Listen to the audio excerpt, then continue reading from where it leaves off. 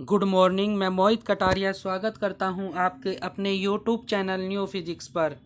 प्यारे बच्चों, भौतिक विज्ञान में हम लेसन नंबर 4 पढ़ रहे थे, जिसका नाम है संधारित्र व परावैद्युतांक। लास्ट हमने आपको एक टॉपिक कराया था कि दो चालक हैं, उन दो चालकों को एक पतले तार से जोड़ा गया है। उन पतले तार से जोड़ने पर उनका कॉमन विभव कितना होगा, कितना आवेश एक आवेश से दूसरे आवेश पर स्थानांतरित होगा। और एक हमने निकाला था कि इस तरह से जब आवेश स्थानांतरित होता है तो चालकों की ऊर्जा स्थितिज ऊर्जा में कितनी हानि होती है। एक 3 डेरिवेशन एक ही क्वेश्चन से कराए थे, जो मोस्ट इम्पोर्टेंट है, जिसमें से एक कोई भी एक चीज़ ज़रूर एग्ज़ाम में पूछी जाती है। तो वो वहाँ पर हमारा कल जो टॉपिक था वो कंप्लीट हो गया था। आज उसी चैप्टर में हमारा एक नेक्स्ट टॉपिक है, जिसके नाम से ही ये चैप्टर है, संधारित्र। कि संधारित्र क्या होता है, कैसे काम करता है, किस चीज़ पर डिपेंड करता है, ये सब हम आज इसके टॉपिक में पढ़ेंगे। तो शुरू करते हैं आज की वीडियो। तो टॉपिक है आज का हमारा संधारित्र, इंग्लिश में से कहते हैं कैपेसिटर।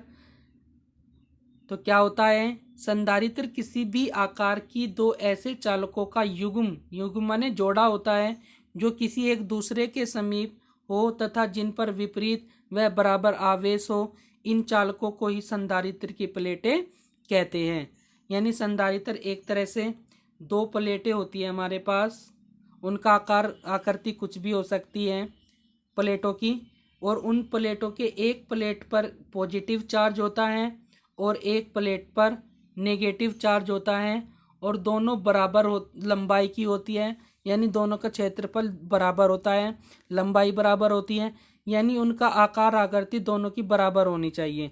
अगर इस तरह से दो प्लेट है, एक ये प्लेट है, एक ये प्लेट है, तो दोनों का आकार और आकृति क्या होनी चाहिए? समान। अगर इस पर पॉजिटिव चार्ज है तो दूसरे पर नेगेटिव चार्ज होगा, और कुछ ही डिस्टेंस पर रखे होंगे, यानी उनके बीच के एक डिस्टेंस होगी डी, थोड़े एक दूसरे के समीप होंगे।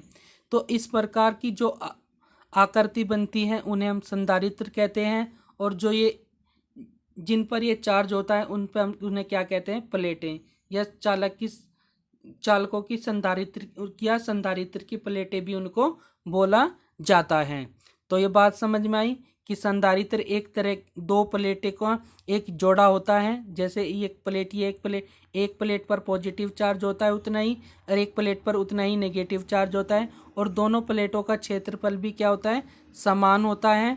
यानी दोनों प्लेटें बराबर होती है और उनके बीच कुछ एक डिस्टेंस होती है, यानी कुछ थोड़ी सी अल्प दूरी पर वे रखे होते हैं।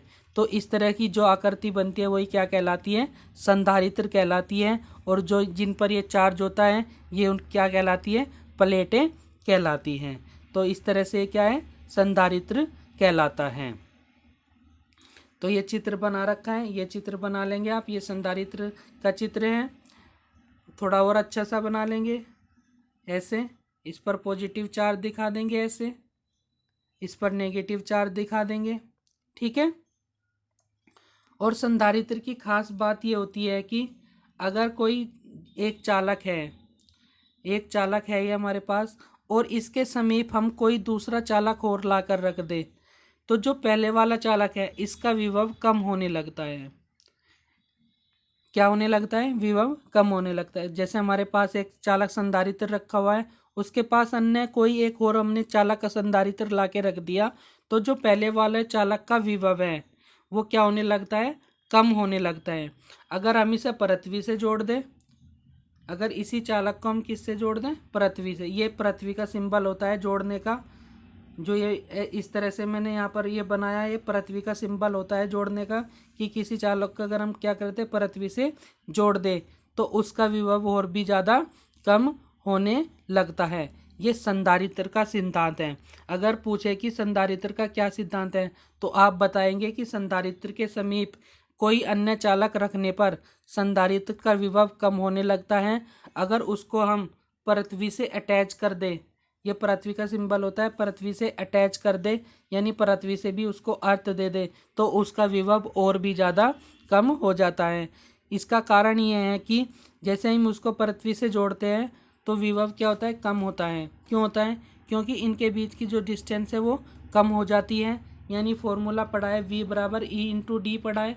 यानी यहाँ से अगर हम विभव निकालें तो वो किस पर डिपेंड कर रहा है, डिस्टेंस पर उनके बीच की, कि उनके बीच कितनी दूरी है या उनके बीच कितना क्षेत्र विद्युत क्षेत्र है। तो यानी दूरी कम होगी तो विभव भी कम होगा, दूरी बढ़ेगी तो विभव भी बढ़ेगा।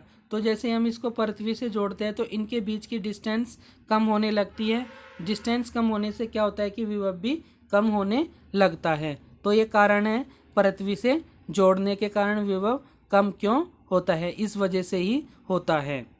ठीक है, तो ये इसका क्या है, सिद्धांत है कि संधारित्र काम क्या करता है। ठीक है, अब संधारित्र की धारिता कितनी होती है।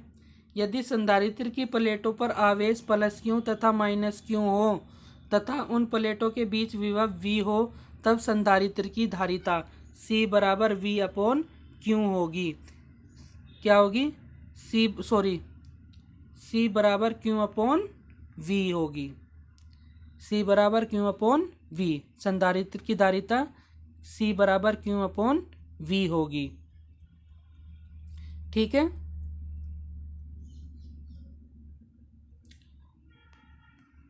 परिभाषा देनी हो इसकी तो यहीं से हम परिभाषा दे सकते हैं फॉर्मूले से। किसी संधारित्र की धारिता C संधारित्र की एक प्लेट पर दिए गए आवेश Q तथा दोनों प्लेटों के बीच उत्पन्न विभव V के अनुपात को कहते हैं। यानी सीधी सी है, किसी संधारित्र की धारिता C संधारित्र को दिए गए किसी एक प्लेट पर दिए गए आवेश Q तथा उस आवेश के कारण उत्पन्न प्लेटों के बीच विभव के अनुपात को ही संधारित्र की धारिता कहते हैं।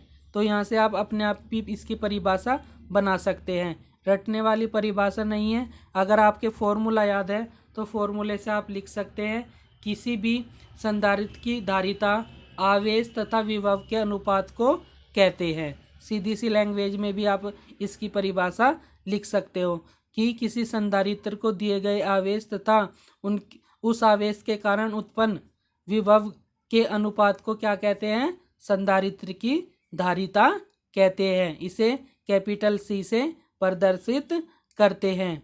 मात्रक धारिता का फैरड होता है। ये सारी चीज़ें हमने शुरू में ही आपको चैप्टर में बता दी थी।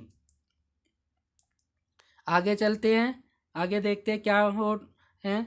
अब ये मोस्ट इम्पोर्टेंट है, यहाँ से क्वेश्चन पूछा जाता है और यहाँ पर नोमेरिकल भी बनता है। ये मोस्ट इम्पोर्टेंट चीज़ है, इसको अच्छे से समझने की कोशिश करेंगे और यहाँ से क्वेश्चन भी बहुत ज़्यादा बनते हैं। क्या कह रहा है, संधारित्र की धारिता को प्रभावित करने वाले कारक। जो भी हमने आपको एक संधारित्र बताया, एक पर हमने प्लस चार्ज दे रखा है प्लेट पर, एक पर नेगेटिव, उतना ही बराबर चार्ज है। प्लेटों का क्षेत्रफल भी समान है, बीच की दूरी D है और इस पर आवेश देने से इनके बीच विभव V है, तो जिससे इसकी धारिता क्या होगी, Q अपॉन V हो गई। जो ये धारिता है, अब ये किस चीज़ पर डिपेंड कर रही है, यानी इस धारिता को कौन चीज़ प्रभावित कर सकता है, वो चीज़ हम इसमें पढ़ेंगे कि किस चीज़ से इसकी धारिता घट सकती है, बढ़ सकती है। तो देखते हैं पहला पॉइंट क्या है। तो किसी संधारित्र की धारिता निम्नलिखित कारकों पर निर्भर करती है। नंबर 1, प्लेटों के क्षेत्रफल पर। संधारित्र की धारिता प्लेटों के क्षेत्रफल पर निर्भर करती है तथा क्षेत्रफल के अनुक्रमानुपाती होती है, यानी C अनुक्रमानुपाती A। यानी हमने ये प्लेट बनाई कोई और इस पर पॉजिटिव चार्ज है, इस पर नेगेटिव चार्ज है और इनके बीच की डिस्टेंस कितनी है, D है और इनके बीच विभव V है।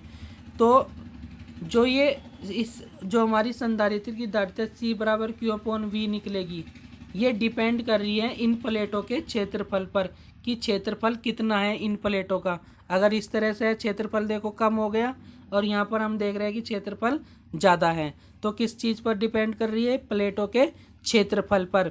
यानी कह रहा है कि जो संधारित्र की धारिता C है वो प्लेटों के क्षेत्रफल के अनुक्रमानुपाती होती है। यानी क्षेत्रफल बढ़ेगा तो धारिता भी बढ़ेगी, क्षेत्रफल घटेगा तो धारिता भी घटेगी। यानी किस पर चीज़ पर डिपेंड कर रही है प्लेटों की संधारित्र की धारिता? प्लेटों के क्षेत्रफल पर। इसका मीनिंग हुआ कि अगर संधारित्र की धारिता C अनुक्रमानुपाती है किसके? A के, इसका अर्थ है कि अगर क्षेत्रफल घट रहा है तो धारिता बढ़ेगी, अगर क्षेत्रफल डिक्रीज हो रहा है तो धारिता भी डिक्रीज होगी। ठीक है, तो यहाँ से पहला पॉइंट क्लियर है। तो दूसरा पॉइंट देखते हैं क्या कह रहा है। प्लेटों के बीच की दूरी पर, जैसे मैंने बताया था कि दो प्लेटें हैं और एक पर प्लस चार्ज है, एक पर नेगेटिव चार्ज है, और बीच की दूरी कितनी है? स्मॉल d है। किसके? दोनों प्लेटों के बीच की दूरी। तो वो क्या कहता है कि संधारित्र की धारिता दोनों प्लेटों के बीच की दूरी स्मॉल d पर निर्भर करती है तथा इसके व्युत्क्रमानुपाती होती है। यानी C व्युत्क्रमानुपाती 1/d। तो इसका अर्थ हुआ कि अगर प्लेटों के बीच की दूरी बढ़ेगी तो संधारित्र की धारिता घटेगी, अगर प्लेटों के बीच की दूरी घटेगी तो संधारित्र की धारिता बढ़ेगी। यानी विपरीत काम होगा। अगर d का मान कम हो रहा है तो C का मान बढ़ेगा, अगर d का मान क्या हो रहा है? कम हो रहा है तो C का मान क्या होगा? इंक्रीज करेगा। अगर d का मान इंक्रीज हो रहा है तो C का मान क्या करेगा? डिक्रीज करेगा, यानी घटेगा। तो ये वही पॉइंट क्लियर है। C व्युत्क्रमानुपाती 1/d, यानी इन दोनों प्लेटों के बीच जो डिस्टेंस होगी उस पर भी क्या करती है? संधारित्र की धारिता निर्भर करती है, या प्लेटों के बीच की दूरी भी संधारित्र की धारिता को क्या करती है? प्रभावित करती है। अगर संधारित्र की धारिता को हमने बढ़ा दिया तो धारिता कम हो जाएगी, अगर संधारित्र की बीच की दूरी को हमने घटा दिया तो धारिता बढ़ जाएगी। तीसरा पॉइंट देखते हैं किस चीज़ पर निर्भर करती है। प्लेटों के बीच माध्यम पर। संधारित्र की धारिता दोनों प्लेटों के बीच स्थित माध्यम पर निर्भर करती है तथा परावैद्युत माध्यम होने पर बढ़ जाती है, अर्थात यह माध्यम के परावैद्युतांक के अनुक्रमानुपाती होती है। क्या कहना चाह रहा है? जैसे हमारे पास ये कोई एक प्लेट है जिस पर प्लस चार्ज है, एक अन्य प्लेट समान आवेश की और समान क्षेत्रफल की एक प्लेट माइनस की है, तो जिससे एक संधारित्र बन गया। तो संधारित्र के बीच अगर हम कोई अन्य माध्यम जैसे मोम या कोई रबड़ या कोई कांच या कुछ ऐसी चीज़ रख दे, कोई माध्यम रख दे, यानी कोई परावैद्युतांक पदार्थ रख दे, तो उससे क्या होता है कि जो संधारित्र की धारिता है वो उस माध्यम पर क्या करती है? उसके अनुक्रमानुपाती होती है। संधारित्र की धारिता उस माध्यम के परावैद्युतांक के क्या होती है? अनुक्रमानुपाती। यानी इसका अर्थ है कि जैसे जैसे परावैद्युतांक का मान बढ़ेगा वैसे वैसे धारिता का मान भी बढ़ेगा, जैसे जैसे परावैद्युतांक का मान कम होगा धारिता का मान भी कम होगा। ठीक है, यानी जो हम यहाँ पर कोई परावैद्युतांक चीज़ रखेंगे जैसे कांच, मोम, कोई भी अन्य रबड़, प्लास्टिक, कुछ भी एनीथिंग, कोई भी परावैद्युतांक पदार्थ रख देंगे तो वो उससे क्या होगा कि वो डिपेंड करेगी उसकी प्रकृति पर कि के का मान क्या है। के का मान जितना होगा तो संधारित्र की धारिता भी उतनी ही होगी। अगर के का मान घटेगा तो सी का मान भी घटेगा, के का मान बढ़ेगा तो सी का मान भी बढ़ेगा। तो ये तीन चीज़ होती हैं जो किसी संधारित्र की धारिता को क्या करती हैं? प्रभावित करती हैं। तो ये आप अच्छे से याद करेंगे, इन पर क्वेश्चन जरूर बनता है, यहाँ से पूछ लिया जाता है, परिभाषा पूछ ली जाती है संधारित्र की, संधारित्र का मात्रक पूछ लिया जाता है, और सब पूछ लिया जाता है कि संधारित्र किन कारकों पर निर्भर करता है। ठीक है, तो यहाँ से आज की वीडियो में बस इतना ही। वीडियो अच्छी लगी हो तो वीडियो को लाइक करना, ज़्यादा से ज़्यादा अपने फ्रेंड सर्किल में इसको शेयर करना, और जो भी आपकी कोई क्वेरी है, जो भी आपकी प्रॉब्लम है, वो आप मुझे कमेंट बॉक्स में कमेंट करके पूछ सकते हो। तो आज की वीडियो में बस इतना ही, और अभी तक जिन्होंने चैनल सब्सक्राइब नहीं किया है वो चैनल को सब्सक्राइब कर लेंगे।